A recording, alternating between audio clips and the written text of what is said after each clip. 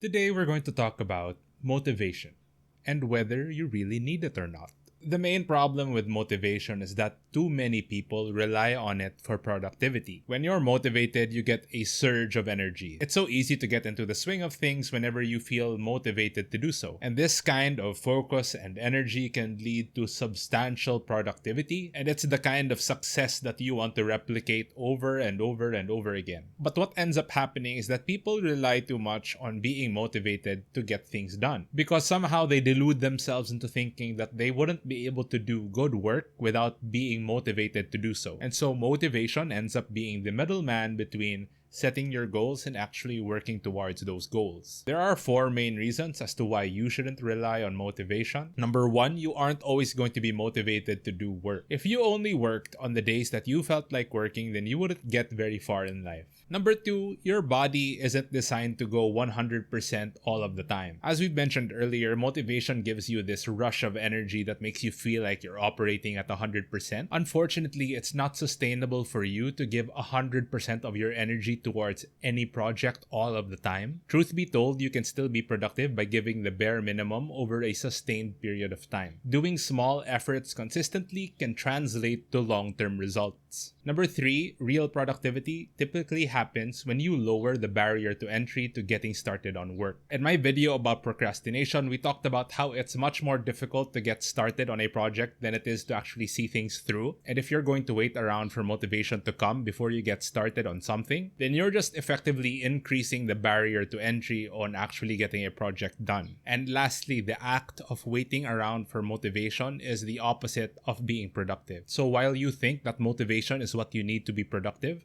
waiting around for motivation to come can actually lead you to procrastinate instead. Now, let's talk about all of the things that you can do to stay productive despite not having the motivation to do so. The first thing that you can do to be more productive despite not being motivated is to schedule all of your tasks and your projects appropriately. It's always important to have some sense of structure in your life. It requires a lot of mental energy to have to think of everything that you have to do within a day. And this is aside from the energy that you have to devote to actually accomplishing your tasks and projects as well. If you have a strict schedule in place, then you don't have to wait for motivation to come around in order to trigger that working mind within you. Your schedule will trick your brain into forcing itself to get ready for work instead of just waiting for motivation to come. If you want to learn more about the importance of time management and scheduling, please do check out my earlier video. Another thing that you can do to be more productive despite not having the motivation is to make your tasks more challenging but not difficult. One of the main reasons that people often get demotivated is because they might find a certain task too difficult to perform. However, another reason that people tend to lose interest in what they're doing is because they might find a certain task to be too easy or too simple. Have you ever found yourself playing a video game that was just too hard for you to beat and you just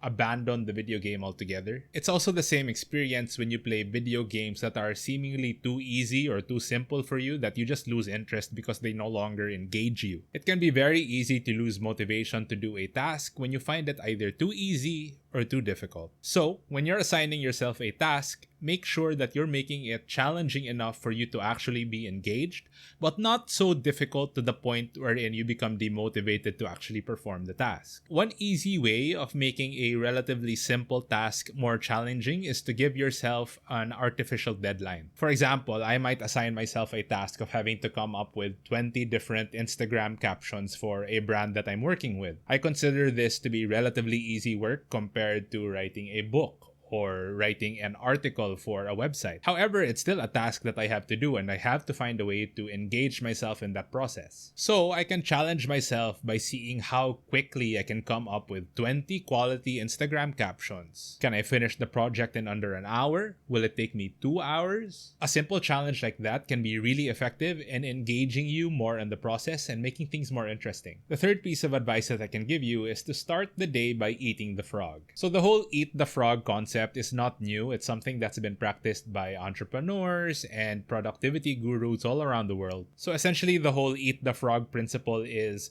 having you perform your least wanted task right away the moment you wake up. Typically, what we do as human beings, when it comes to tasks that we don't want to perform or aren't motivated to do, we tend to push them off until the latter parts of the day. Sometimes it might even get to the point wherein we push that task to another day instead because we just didn't allocate the appropriate time for it. So the eat the frog principle is just a quirky way of saying that you should do your least desirable task right away when you wake up. That way, every other task that follows that becomes easier to swallow. For some people, that might mean working out, so getting up, working out right away when you wake up. For others, it might mean having to manage their day with their schedules or having to organize their financial documents. Whatever it is, do that task first. Because the truth is, you're just less likely to tackle that task as the day goes on. The fourth tip that I can give you is to make your work process more enjoyable. Let me ask you a question. When have you ever needed to find the motivation to just have fun? If you make your work process more fun, then you won't need to find the motivation to actually get to work. Now, there are many ways that you can make your work process fun. For example, you can upgrade your desk setup so that its ergonomics and its aesthetics become conducive to your working process. I actually did a video on my personal desk setup. I'm going to link that up here. I've found that spending the time, money, and energy into creating a desk setup that makes me happy was really effective in helping me become more productive and motivated to get to work every day. Another way that you can make the work process fun is when you incorporate a reward system into your work process. This is sort of a motivation hack because you're manufacturing motivation yourself by triggering the reward systems in your brain. For example, you can reward yourself with a 30-minute nap after doing 2 hours of work. Or maybe if you're on a diet, you can reward yourself with a cheat meal after having spent a week being strict with your diet. Rewards can go a long way in rewiring your brain to actually enjoy the process of doing the work that you're supposed to do. And this leads me to my next and final tip. Focus more on the process and not the results. One of the greatest demotivators in life is when you find yourself not meeting the expectations that you set for yourself initially. You may set certain goals, but then the results may not always match the goals that you intended to achieve. When that happens, it can be really demotivating and you might not be able to find the inspiration to continue your work. For instance, in my case, I made it a personal goal of mine to get my YouTube channel monetized within just